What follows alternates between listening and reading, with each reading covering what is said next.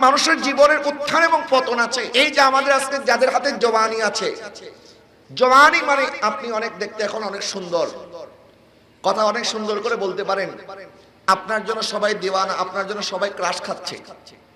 কিন্তু একটা সময় আসবে যখন আপনার সমস্ত শরীরের হাড্ডিগুলি নরম হয়ে যাবে, পিঠের মধ্যে ব্যথা দেখা দেবে, দাঁড়ায় আর নামাজ পড়তে পারবেন না, তখন আর এই বাহাদুরি থাকবে না। তখন সন্তানও বলবে, আল্লাহ আমার বাবা রিটায়ার্ড হয়ে গেছে, দুনিয়া থেকে রিটায়ার্ড করিয়ে দাও, কারণ আর কত খেদমত করব বাবার। বাবা যখন বেশি করে বিছনার মধ্যে প্রস্তাব করা শুরু করে দেবে, তখন সন্তানও হুজুরদেরকে দাওয়াত দিয়ে বলবে, হুজুর তাড়াতাড়ি আসেন, খতমে শেফা পড়ে আমার বাবার জন্য দোয়া করেন, আল্লাহ যেন হায়াত যদি না থাকে তাড়াতাড়ি যেন নিয়ে যায়। আসেন এরকম? তখন বাপ যখন শুনবে, আরে আমার সন্তান আমাকে বিদায় দেওয়ার জন্য এখনই খতমে শেফার আয়োজন করছে, আল্লাহ আমাকে তাড়াতাড়ি দুনিয়ার বেইজ্জত থেকে বাঁচানোর জন্য তাড়াতাড়ি দুনিয়া থেকে নিয়ে নাও। আল্লাহ পাক বলে, তখন যদি আমি তোমাকে মৃত্যু না দেই, তখন তুমি কি করবে বলো? তখন তো মৃত্যু কামনা করবেন। মানুষ যখন একটু সামান্য রোগাক্রান্ত হয়ে যায়, বেশি দিন রোগ থাকলে মানুষ বলে, আল্লাহ এই রোগ আর ভালো লাগে না, দুনিয়া থেকে নিয়ে যাও তাড়াতাড়ি।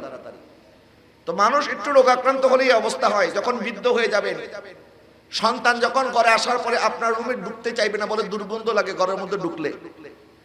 অথচ এই সন্তানকে বাবা মা কত আদর স্নেহ মায়া মমতা নিয়ে বড় করেছে। আমরা অনেক সময় বলি বাবা মা বৃদ্ধ হয়ে গেছে, এই জন্য ওনারা কথায় কথায় রাগ করে। আরে কথায় কথায় রাগ করে না, বরং আপনি যখন ওনাকে অবহেলা করেন, তখন আপনার ছোটবেলার কথা তার মনে হয়ে যায়। আমার সন্তান যখন প্রস্রাব করেছে, আমি তো কোনোদিন বলি না আমার সন্তানের প্রস্রাবের মধ্যে দুর্গন্ধ, সন্তানকে কোলে নিতে পারবো না। সন্তান প্রস্রাব করেছে, মা প্রস্রাব সহকারে সন্তানকে কোলে নিয়েছে। কথা বলে না ঠিক কিনা? কোনোদিন মা বলে না আমার সন্তান এখানে পায়খানা করে দিয়েছে, এটা ময়লা হয়ে গেছে, এ কাজের মহিলা আসো এটা সাফ করো। মা নিজের হাতে সাফ করেছে, মা নিজে আপনার ডাইপার পরিবর্তন করে দিয়েছে। আপনার মা আপনাকে একটা কথা বলেছে একবার, আপনি বুঝেন নাই, আপনি জিজ্ঞাসা করছেন মা এটার নাম কি, মা জবাব দিয়েছে। একবার না 10 বার জিজ্ঞাসা করছেন। বাচ্চারা দেখবেন যখন একটু কথা বলা শিখে, একই কথা বারবার বলতে থাকে। তো এই একটা সময় শিশুকাল আপনি যেমন করেছেন, আপনার মা আপনার বাবা তারা যখন বৃদ্ধ বিদ্যা হয়ে যাবে, তাদের জন্য জীবনে আবার ওই একই পরীক্ষা আসবে। তারাও হয়তো একটা কথা বারবার বলবে, কারণ বৃদ্ধ হয়ে যাওয়ার পরে মানুষ শিশুর মতো হয়ে যায়। এক মাকে যখন সন্তান ধমক দিয়েছে, তোমাকে এক কথা বারবার বলতে হয় কেন, কেন বুঝো না? তখন মা 2 চোখের পানি ছেড়ে দিয়ে একটা কাগজ একটা কলম বের করে বলছে, বাবা ছোট্টবেলায় এই কাগজ এবং কলম আমি তোমাকে দেখিয়েছিলাম, তুমি জিজ্ঞাসা করছো মা এটার নাম কি, আমি বলেছি এটার নাম কলম। মা এটার নাম কি, এটার নাম খাতা। তো তুমি বারবার খেলা করেছো, কিছু দূর পর আবার আমার কাছে এসে আবার জিজ্ঞাসা করছো মা এটার নাম কি, আমি আবার একই জবাব দিয়েছি। তুমি যতবার আমার কাছে প্রশ্ন করেছো, আমি ততবার তোমাকে জড়িয়ে ধরে চুমু খেয়ে তারপর জবাব দিয়েছি। কোনোদিন বিরক্ত হই নাই, কোনোদিন বলি নাই যে এক কথা বারবার কেন জিজ্ঞাসা করতেছো, আর এখন আমি একটা কথা 2 বার জিজ্ঞাসা করার কারণে এখন আমাকে ধমক দিচ্ছ। প্রিয় হাজরিন, তো এখন প্রত্যেকটা মানুষের জীবনে এই সময় আসবে, এই মুহূর্ত আসবে। নবীজি সাল্লাল্লাহু আলাইহি ওয়াসাল্লাম ইরশাদ করেন, নিয়ামাতানি মাগবুনাতুন ফীহিমা কাসীরুম মিনান নাস। আমার উম্মতকে 2টা নিয়ামত দেওয়া হয়েছে, অধিকাংশ মানুষ এই 2টি নিয়ামতকে কদর করে না। 2টি নিয়ামতের যতটুকু ফায়দা নেওয়া দরকার ফায়দা নিতে পারে না। 1 নাম্বার আসিহাতু, তার সুস্থতা। মানুষ যখন সুস্থ থাকে তখন অসুস্থ হওয়ার কষ্ট তার মনে আসে না, যে আমার এখন সুস্থতা আছে, এখন আমি ভালো আছি, এখন এই সুস্থ অবস্থা আমাকে বেশি করে ইবাদত বন্দেগী করে এগিয়ে যেতে হবে, বেশি নেক আমল করতে হবে, কারণ এই সুস্থতা আমার আর বেশি দিন নাও থাকতে পারে। কারণ অসুস্থ হয়ে যাওয়ার পরে আপনি এখন যেভাবে সুস্থ অবস্থায় নামাজ পড়তে পারবেন, অসুস্থ হয়ে গেলে কি নামাজ পড়ার সুযোগ আছে? নামাজ পড়তে মন চাইলেও পড়তে পারবেন না, তখন মন কাঁদবে। যেমন করোনার মধ্যে এমন একটা সময় এসেছিল যখন মসজিদগুলি বন্ধ হয়ে গিয়েছিল, তখন কিন্তু প্রত্যেকে দরজা বন্ধ করে রুমের মধ্যে তালা দিয়ে বসে থাকতে হয়েছে আমাদেরকে, আর সবাই চোখের পানি ছেড়েছে। আল্লাহ এমন দিন দেখতে হয়েছে যখন তোমার ঘর মসজিদের দরজা পর্যন্ত আমাদের জন্য তুমি বন্ধ করে দিয়েছো। এমন একটা মুহূর্ত এসেছে আমাদের জীবনে, আমরা দেখেছি, এটা আমাদের বাপ দাদারা হয়তো জীবনে দেখে নাই, যে ওনাদের জীবনে ওরা কোনোদিন দেখছে কিনা আমার জানা নাই যে কোনোদিন মসজিদের দরজা বন্ধ হয়ে গিয়েছিল। কিন্তু আমরা তো দেখেছি যে মসজিদের দরজা বন্ধ হয়েছিল কি হয় নাই, হয়েছে না? তখন সরকার বলছে 5 জনের বেশি নামাজ পড়তে দেওয়া যাবে না। কিন্তু আমরা দেখেছি বিভিন্ন মসজিদের মধ্যে মানুষের লাইন, মানুষ হুমড়ি খেয়ে পড়েছে মসজিদে ঢোকার জন্য। আর তখন মুসল্লির অভাব হয় নাই, আর এখন মসজিদ খুলে দেওয়া হয়েছে আবার এখন আমরা মসজিদে যাব বন্ধ করে দিচ্ছি। কথা বলে না ঠিক কিনা? প্যারে হাজরিন, আল্লাহ সুবহানাহু ওয়া তাআলা ইরশাদ করছেন সুম্মা রাদাদনাহু আসফালা সাফিলিন। আবার একটা সময় আসবে যখন আমি তোমাকে নিম্ন স্থানে নিক্ষেপ করব। যে জওয়ানি আল্লাহ আমাকে আর আপনাকে দিয়েছেন, আমি তো তরুণ, আপনারাও তরুণ, মাশাআল্লাহ এখানে তরুণদের সংখ্যা বেশি। আমার নবী ইরশাদ করেছেন 5টা জিনিস হারিয়ে যাওয়ার পূর্বে 5টা জিনিসকে গনিমত মনে করো। শাবাবাকা কাবলা হারামিক, তোমার যৌবনকে, তোমার শক্তিকে গনিমত মনে করো বৃদ্ধ হয়ে যাওয়ার পূর্বে। কারণ আজকে থেকে 50 বছর পর আপনার কাছে যদি মনে করেন 1 কোটি টাকাও থাকে, কিন্তু তখন যদি আপনার জওয়ানি না থাকে, তখন চাইলেও অনেক কাজ আপনি করতে পারবেন না। কথা বলেন না ঠিক কিনা?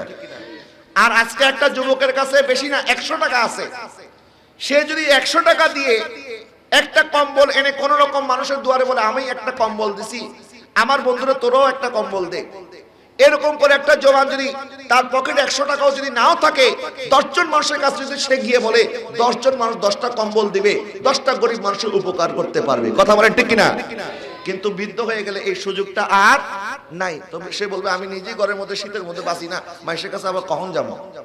তো জওয়ানরা যেটা করতে পারে, সাহাবে কেরামের মধ্যে এরকম ছিল, যখন সাহাবে কেরাম বৃদ্ধ হয়ে যেতেন তখন যারা জওয়ান ছিল তাদেরকে যুদ্ধের ময়দানে পাঠিয়ে দিতেন। যুদ্ধের ময়দানে ওনারা জিহাদ করতো, আর সাহাবে কেরাম সাজদার মধ্যে থেকে আল্লাহর দরবারে তাদের জন্য সাহায্য চাইতেন। জোরে বলেন না সুবহানাল্লাহ। কারণ তলোয়ারের পাওয়ারের চাইতে সাজদার পাওয়ার বেশি। বলেন তলোয়ারের পাওয়ার চাইতে সাজদার পাওয়ার বেশি। একজন মানুষ সে যখন বৃদ্ধ হয়ে যায়, আমি বলতেছি না বৃদ্ধ হয়ে গেলে কোনো কাজ নাই, বৃদ্ধ হয়ে গেলে অবশ্যই লাভ আছে। গাছ বড় হলেও সে ফল দিতে না পারলে অন্তত ছায়া তো দিতে পারে। কথা বলেন না ঠিক না? এই জন্য একজন মানুষ বয়স হয়ে যাওয়ার পরে তার যদি জওয়ান বয়সের আদত হয়ে যায় যে ইবাদত বন্দেগী করার, তখন আল্লাহ সুবহানাহু ওয়া তাআলা ফেরেশতাকে জিজ্ঞাসা করবেন যে আমার এই বান্দা তো আগে অনেক আমল করতো, এখন কেন করে না? বলে আল্লাহ আগে সে জওয়ান ছিল, তখন জওয়ান অবস্থায় করতো, এখন বৃদ্ধ হয়ে যাওয়ার পর করতে পারে না। তো আল্লাহ সুবহানাহু ওয়া তাআলা বলবেন তো জওয়ান কি সে বৃদ্ধ কি নিজে নিজে হয়েছে না আমি আল্লাহ বানিয়েছি? বলে না আল্লাহ, তাকে তো তুমি বৃদ্ধ বানিয়েছো। তখন আল্লাহ সুবহানাহু ওয়া তাআলা বলবেন যেহেতু বৃদ্ধটাকে আমি বানিয়েছি, সুতরাং জওয়ানকালে সে যত ইবাদত করতো, বৃদ্ধকালে ইবাদত করতে না পারলো আমি আল্লাহ তাকে সেই সওয়াব দান করব। কিন্তু যে জওয়ানকালে ইবাদত করতো না, বৃদ্ধকালে ইবাদত করার মন চাইলেও আল্লাহ পাক সওয়াব দিবেন না যতক্ষণ ইবাদত না করবেন। এই জন্য নবী ইরশাদ করেছেন সিহাতাকা কাবলা সাকামিক, তোমার যৌবন, তোমার সুস্থতা এটা আল্লাহর দেওয়া গনিমত, আল্লাহর দেওয়া নিয়ামত। এই নিয়ামতকে কাজে লাগাও। আজকে অধিকাংশ যুবক এখানে মাশাআল্লাহ অনেক যুবক ভাইরা এসেছেন, আমি দোয়া করি আপনাদের জন্য, কিন্তু এখনো অনেক যুবক আছেন যারা মোবাইল ফোনের মধ্যে অনর্থক সময় নষ্ট করছেন, টেলিভিশনের সামনে বসে আছেন, বাজে আড্ডা দিচ্ছেন। তো এখন আজকে এখানে আমরা যারা উপস্থিত হয়েছি আর অন্য যারা উপস্থিত হতে পারে নাই, যারা অনর্থক সময় নষ্ট করছে, তাদের থেকে আল্লাহ পাক আপনাদেরকে বাছাই করেছেন, মনোনীত করেছেন। এই সময়টা আমাদের নাজাতের উসিলাও হয়ে যেতে পারে। কথা বলেন না ঠিক কিনা? অনেকে আছে বলে গান শুনলে আমার মন ভালো হয়ে যায়, অনেকে আছে বলে রাত্রেবেলায় যখন ঘুম আসে না তখন গান ছেড়ে দেই, গান শুনতে শুনতে ঘুমিয়ে পড়ি। আমি বলি গান না শুনে তখন যদি তুমি কোরআন তেলাওয়াত শুনতে, তাহলে এই কোরআন তেলাওয়াত তোমাকে জান্নাতে নিয়ে যেতে পারতো। ঠিক কিনা বলেন? আল্লাহ সুবহানাহু ওয়া তাআলা ইরশাদ করেন আল-ইয়াওমা নাখতিমু আলা আফওয়াহিহিম ওয়া তুকাল্লিমুনা আইদিহিম ওয়া তাশহাদু আরজুলুহুম বিমা কানু ইয়াকসিবুন। যেদিন আল্লাহ সুবহানাহু ওয়া তাআলা সাক্ষী নেবে, আমাদের জবান আল্লাহ সুবহানাহু ওয়া তাআলা বন্ধ করে দিবে। আল্লাহ পাক বলবেন এখন জবান দিয়ে কোনো কথা বলা যাবে না, জবান বন্ধ। জবানকে আল্লাহ পাক বন্ধ করে দিয়ে আল্লাহ সুবহানাহু ওয়া তাআলা বলবেন এখন হাত তুমি কথা বলো।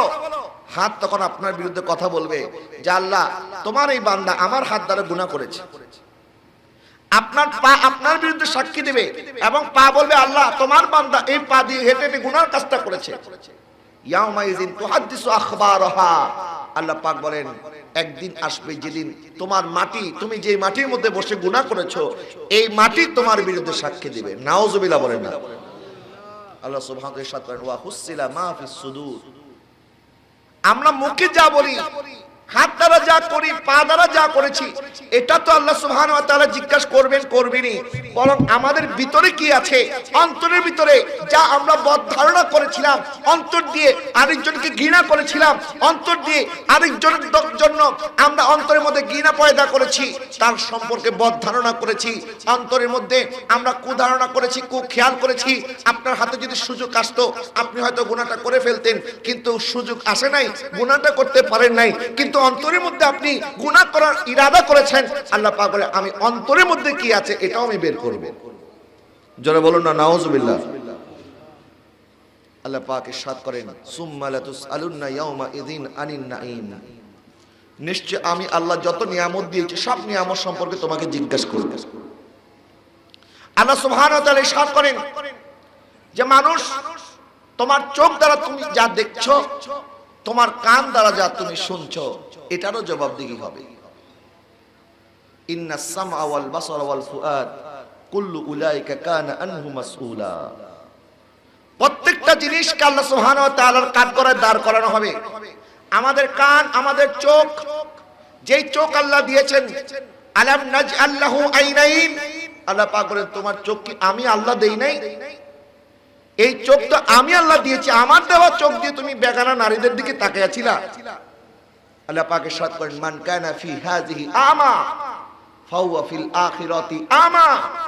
যে ব্যক্তি দুনিয়ার মধ্যে অন্ধ থাকে, কিয়ামতের ময়দানে আমি আল্লাহ তাকে কবর থেকে অন্ধ করে তুলব। এখানে মুফাসসিরিন কেরাম বলেন দুনিয়ার অন্ধত্ব বলতে এই অন্ধত্ব নয় যে চোখে দেখে না, বরং দুনিয়ার অন্ধত্ব মানে যাকে আল্লাহ হেদায়েত দেয় নাই, হেদায়েত লাভ করতে পারে নাই, তারা হচ্ছে অন্ধ। একবার এক জায়গার মধ্যে এক মানুষ অনেক মানুষকে নিয়ে ট্রল, দুষ্টামি, সবসময় হাসি ঠাট্টা তামাশার মধ্যে থাকতো। একবার তার বন্ধুদের সাথে গল্প গুজব করতেছে, হঠাৎ করে তার স্ত্রী ফোন দিছে, বলে আমার অবস্থা খুব খারাপ, তাড়াতাড়ি আমাকে হসপিটালে নিতে হবে। এখন সে তো সবসময় সব বিষয় মজা করে, এটাকে একটা মজার ছলে নিয়ে নিয়েছে। বলে আর কিচ্ছু হবে না, অসুবিধা নাই, তুমি থাকো তোমার মতো, আমি বন্ধুদের সাথে ব্যস্ত আছি। তো কিছুক্ষণ পর আবার খবর আসছে যে আমি পারতেছি না, আমার পেন উঠেছে, আমি হসপিটালে রওনা করলাম, তুমি তাড়াতাড়ি আসো। মানে তার স্ত্রী প্রেগনেন্ট ছিল। তো এখন এই অবস্থা শুনে সে বললো বন্ধুদের আচ্ছা ঠিক আছে তোরা খেয়াল, আমি আসতেছি। তো রাস্তার মধ্যে যখন নামছে দেখলে একটা অন্ধ ব্যক্তি রাস্তা পার হচ্ছে। তো তার অভ্যাস ছিল যাকে তাকে নিয়ে মজা করা, যেখানে সেখানে মজা করা। এখন অন্ধ ব্যক্তিকে দেখার পরে সে অন্ধ ব্যক্তিকে পায়ের মধ্যে ল্যাং দিয়ে ফেলে দিয়েছে রাস্তার মধ্যে। এটা করে সে নিজেও আনন্দিত, হাসতেছে, তার বন্ধুরাও হাসতেছে। কিছু মানুষ আছে দেখবেন মানুষকে নিয়ে ট্রল করে মজা পায়, আছে না এরকম কিছু মানুষ? আরেকজনকে ছোট করে, আরেকজনকে কষ্ট দিয়ে অনেকে আনন্দিত হয়, এরকম কিছু মানুষ আছে। তো এই লোকটা পায়ে ল্যাং মেরে ফেলে দিয়ে সবাই হাসতেছে। তারপর হসপিটালে যাবার পরে ডাক্তার বলতেছে আপনাকে মোবারকবাদ, আপনার স্ত্রী সময় মতো যদি না আসতো তাহলে আমরা আপনার সন্তানকে হয়তো বাঁচাতে পারতাম না। আল্লাহ আপনাকে একটা ছেলে সন্তান দান করছে, তবে আপনার ছেলে সন্তানটা অন্ধ। ছেলেটা কি? এখন এই কথা শোনার পর সে মাটির মধ্যে বসে পড়ছে। আমি যে রাস্তার মধ্যে আসার সময় একটা অন্ধকে ল্যাং মেরে আসছি, আল্লাহ মনে হয় আমাকে এটার শাস্তি স্বরূপ অন্ধ সন্তান দিছে। এখন সে বলতেছে না এই সন্তান আমি নিব না, আমি অন্ধের বাপ হতে যাব কেন? আমার সন্তান সুস্থ হবে, অন্ধ কেন হবে? এখন মা সন্তান অন্ধ হোক, ল্যাংড়া হোক, লুলা হোক, প্রতিবন্ধী হোক, মা তো কখনো সন্তানকে ফেলে দিতে পারে না, পারে? তো মা অনেক আদর করে সন্তানকে, কিন্তু বাবা এই সন্তানকে আদরও করে না, কোলেও নেয় না। এরপরে তার আরো দুইটা সন্তান হয়েছে, ওই দুইটা সন্তানকে সে আদর করে, মায়া করে, কিন্তু বড়টাকে আদর করে না, বড়টা অন্ধ। যখন সে একটু বড় হয়েছে তখন দেখে শুধু অন্ধ না, সে প্রতিবন্ধীও, একটু অ্যাবনর্মাল আর কি। এখন মা যেহেতু সন্তান, তিনটাই তার সন্তান, কাউকে তো ফেলে দিতে পারে না। সে চিন্তা করে ঠিক আছে আমার বড়টার ব্যাপারে যেহেতু তার বাবা এত উদাসীন, তার বাবা তাকে আদর করে না, তো এটার প্রতি মার একটু মায়াটা বেশি ছিল। তো মা এক কাজ করলো, ছোট দুইটাকে বললো আচ্ছা ঠিক আছে ছোট দুইটাকে তুমি যেখানে খুশি এখানে ভর্তি করে দাও। ছোট দুইটাকে ভর্তি করে দিচ্ছে ইংলিশ মিডিয়ামে। বড়টার কোনো খবর নেয় না বাবা। তখন মা চিন্তা করলো, আচ্ছা ঠিক আছে, আমার সন্তানের দায়িত্ব তো আমাকেই নিতে হবে। তো তিনি একজন আলেম ঠিক করলেন, আর ওই আলেমকে বললেন, আমার সন্তান যদি স্কুলে যেতে পারবে না, তা আপনি এক কাজ করেন, আমার ঘরে প্রত্যেকদিন আসবেন, 2 ঘন্টা 3 ঘন্টা আমার সন্তানকে একটু কোরআন পড়াবেন। ওই সন্তানটা 7 বছর বয়সে গোটা কোরআনের হাফেজে কোরআন হয়ে গেছে। এখন 7 বছর যেদিন সম্পূর্ণ হয়েছে, তার কোরআন শরীফের হেফজও কমপ্লিট। তো বাবা আসার পরে বাবাকে বলতেছে, এখনো বাবাকে বলে নাই, বাবাকে বলতেছে, বাবা চলো তোমাকে নিয়ে আজকে মসজিদে যাব। তো বাবা তো তার সাথে কথাও বলে না ঠিক মতো। তুমি আবার মসজিদে যাবা কেমনে, তুমি তো অন্ধ, চোখে দেখো না। বলে, বাবা তুমি তো জানো না, আমি প্রত্যেকদিন 5 বার মসজিদে গিয়ে নামাজ আদায় করি। বাবা বলতেছে, কি ব্যাপার, আমার অন্ধ ছেলে আবার মসজিদে যায় কেমনে? তখন সে বাবাকে বলছে, বাবা তুমি আমার হাত ধরো, আমি তোমাকে মসজিদে নিয়ে যাবো, দেখবা আমাকে বলতে হবে না ডানে যেতে হবে না বামে যেতে হবে, আমার মসজিদের রাস্তা জানা আছে। এই সন্তানটা তার বাবাকে নিয়ে মসজিদে গেল। মসজিদে যাওয়ার পরে কোরআন শরীফ নিয়ে বলল, বাবা তুমি একটু কোরআন শরীফটা খুলো আর সূরা কাহাফ খুলো। যখন সূরা কাহাফ খুললো, বলো সূরা কাহাফ খুলে কি হবে? বলে, বাবা আমি তো তোমাকে একটু তেলাওয়াত করে শোনাবো, দেখো আমার তেলাওয়াতটা হয় কিনা। বলে, তুমি সূরা কাহাফ কখন শিখলা? বলে, বাবা শুধু সূরা কাহাফ না, আমি তো 114টা সূরার হাফেজে কোরআন হয়ে গেছি। বলে, তোমাকে এই সুন্দর সংবাদটা দেওয়ার জন্য আমি তোমাকে মসজিদে নিয়ে এসেছি। এই কথা শোনার পরে বাবা বলতেছে, আরে এটা আমার সন্তান কি বলতেছে? আরে আমার সন্তানকে আমি অন্ধ মনে করেছিলাম, আমি তো সূরা ফাতিহাটা শুদ্ধভাবে বলতে পারবো না, আর আমার সন্তান কোরআনের হাফেজ হয়ে গেছে। তখন সে বুঝতে পারলো, আল্লাহকে বলছে, আল্লাহ আমি তো মনে করেছিলাম আমার ছেলে অন্ধ, আমি চোখে দেখি না, না না, আসলে আমার ছেলে অন্ধ নয়, আসল অন্ধ আমি নিজে। কথা বলেন না ঠিক কিনা? যে চোখ দিয়েছো কোরআন পড়ার জন্য, কোরআন পড়তে পারি নাই, মসজিদের দরজা চিনতাম না, মসজিদের রাস্তা চিনতাম না, আর আমার ছেলেকে চোখ দাও নাই, আলো দাও নাই, দুনিয়ার জগৎ সে দেখতে পায় না, তারপর তোমার কোরআনটা মুখস্থ করে ফেলেছে, তোমার ঘরের রাস্তাও সে চিনে ফেলেছে। সুবহানাল্লাহ বলেন না? আল্লাহ সুবহানাহু ওয়া তাআলা বলেন, মান কানা ফি হাযিহি আমা ফাহুয়া ফিল আখিরাতি আমা। যে দুনিয়ার মধ্যে অন্ধ, কিয়ামতের ময়দানে আমার আল্লাহ তাকে অন্ধ করে তুলবেন। আখিরাতের ময়দানে অন্ধ ব্যক্তি তখন আল্লাহকে বলবে, আল্লাহ আমি তো দুনিয়াতে আলো বাতাস দেখছি, তোমার নাজ নেয়ামত সব আমি আল্লাহ দেখেছি, এখন চোখে দেখতেছি না কেন? আল্লাহ পাক বলবেন, দুনিয়াতে সব তুমি দেখেছো কিন্তু হেদায়েত পাও নাই। আমি তোমাকে 2টা চোখ দিয়েছিলাম, আলাম নাজআল্লাহু আইনাইন ওয়া লিসানা ওয়া শাফাতাইন ওয়া হাদাইনাহুন নাজদাইন। আমি তো তোমাকে 2টা ঠোঁট, একটা জিহ্বা দিয়েছিলাম, আমি তো তোমাকে রাস্তা দেখিয়ে দিয়েছিলাম, তোমার জন্য নবী রাসূল পাঠাইছি, তোমার জন্য কোরআন পাঠিয়েছি, তোমার জন্য ওলি আল্লাহরা ছিল, তোমার এলাকার মধ্যে ওয়াজ মাহফিল হয়েছে, জুমার বয়ানে খতিব সাহেব প্রত্যেকবার তোমাদেরকে নামাজের কথা, ইবাদতের কথা, কবরের কথা, হাসরের কথা স্মরণ করিয়ে দিয়েছে, বারবার তোমাদেরকে বলা হয়েছে, তখন তো তুমি শুনো নাই, তখন তো তুমি হেদায়েত পাও নাই। তো দুনিয়াতে যখন আমি তোমাকে চোখ দিয়েছি, হেদায়েত দেই নাই, সুতরাং হেদায়েত না পাওয়ার কারণে আজকে হাসরের ময়দানে আমি তোমার চোখের আলো কেড়ে নিয়েছি। জোরে বলুন নাউজুবিল্লাহ। তো দুনিয়ার মানুষ যারা জন্মান্ধ, তাদেরকে যদি আসমান কত সুন্দর, জমিন কত সুন্দর বলেন, বুঝবে কোনো? বলে না বুঝবে? আকাশ কত সুন্দর, পাখি কত সুন্দর, নদী নালা, খাল বিল, সমুদ্র, পাহাড় পর্বত, এই যে কত সুন্দর, পাহাড়ের দিকে তাকালে মানুষের চোখ শীতল হয়ে যায়, অন্তর ঠান্ডা হয়ে যায়। কথা বলে না ঠিক কিনা? দুনিয়া সুন্দর, মানুষ সুন্দর, আসমান সুন্দর, জমিন সুন্দর, সুন্দরে সুন্দরে পাল্লা, জানি না কত সুন্দর তুমি আল্লাহ, জানি না কত। দুনিয়া সুন্দর, মানুষ সুন্দর, আসমান সুন্দর, জমিন সুন্দর, সুন্দরে সুন্দরে পাল্লা, জানি না কত সুন্দর তুমি আল্লাহ, জানি না কত সুন্দর। তো দুনিয়া যদি এত সুন্দর হয়, জান্নাত কত সুন্দর হবে? জোরে বলে না সুবহানাল্লাহ। নবী যে ইরশাদ করেছেন, জান্নাতে একটা আসা, একটা লাঠি রাখার জায়গা, আর দুনিয়া ওয়া মা ফিহা, দুনিয়া এবং দুনিয়ার মধ্যে যা কিছু আছে, জান্নাতে একটা লাঠি রাখার জায়গা তার চাইতে উত্তম। এবং নবীজি ইরশাদ করেছেন, কিয়ামতের ময়দানে সর্বশেষ মুমিন ব্যক্তি যার অন্তরে বিন্দু পরিমাণ, সরিষার দানা পরিমাণ ঈমান আছে, জাহান্নামের আযাব ভোগ করার পরে যখন জাহান্নাম থেকে নাজাত পাবে, জাহান্নাম থেকে বের হওয়ার পরে তখন তো সে এমনি অনেক ক্লান্ত থাকবে। এখন জান্নাতের দিকে রওনা করেছে, এখনো জান্নাতে যায় নাই। তা আল্লাহ পাক তখন রাস্তার মধ্যে জিজ্ঞাসা করবেন, আচ্ছা তুমি এখন কি চাও বলো তো? তখন সে বলবে, আল্লাহ আমাকে একটা গাছের ছায়ার মধ্যে বসায় দেন, এটাই আমার জন্য যথেষ্ট। সুবহানাল্লাহ বলেন না? কারণ জাহান্নামের আযাব এত ভয়াবহ, জাহান্নামীদের সর্বনিম্ন আযাব হবে তাদের পায়ের মধ্যে আল্লাহ সুবহানাহু ওয়া তাআলার ফেরেশতারা আগুনের জুতা পরিয়ে দেবে। নাউজুবিল্লাহ বলেন না? দেখবেন পায়ের মধ্যে ব্যথা লাগলে এটা বেশি ব্যথা লাগে। আমাদের হাতের মধ্যে মোজা পড়তে হয় না, গালের মধ্যে মোজা পড়তে হয় না, মোজাটা পড়তে হয় কোথায়? কারণ পায়ের মধ্যে বেশি ঠান্ডা লাগে। আপনি ওযু করার সময় দেখবেন হাতের মধ্যে পানি ঢাললে, মুখে পানি ঢাললে এতটা খারাপ লাগে না, কষ্ট লাগে না, পায়ের মধ্যে পানি ঢাললে বেশি কষ্ট লাগে। কিন্তু পানি যখন পায়ে ঢালবেন, যখন কষ্ট লাগবে তখন এই কথাটা স্মরণ করবেন যে আল্লাহ মাবুদ, তোমার প্রেমে এই ঠান্ডা পানি দিয়ে ওযু করে পায়ের মধ্যে ঢালতেছি, কষ্ট সহ্য করছি, কিয়ামতের ময়দানে আমাদেরকে জাহান্নামের ওই আগুনের জুতা পড়তে না হয়। ঠিক কি না? তো দুনিয়ার মধ্যে যদি আমরা আল্লাহর সাথে আমাদের ওয়াদা আমরা পূরণ করি, আল্লাহ পাক আমাদের সাথে যে ওয়াদা করেছেন এই ওয়াদাও আল্লাহ পূরণ করবে কি করবে না? করবে। এখন জাহান্নামীদের আযাব সহ্য করা, জাহান্নামের আযাব সহ্য করে যখন সে বের হবে, তার কাছে মনে হবে যদি আমাকে একটা গাছের নিচে বসিয়ে দেওয়া হয়, গাছের ছায়াটা যদি পাই তাইলে বেঁচে যাব।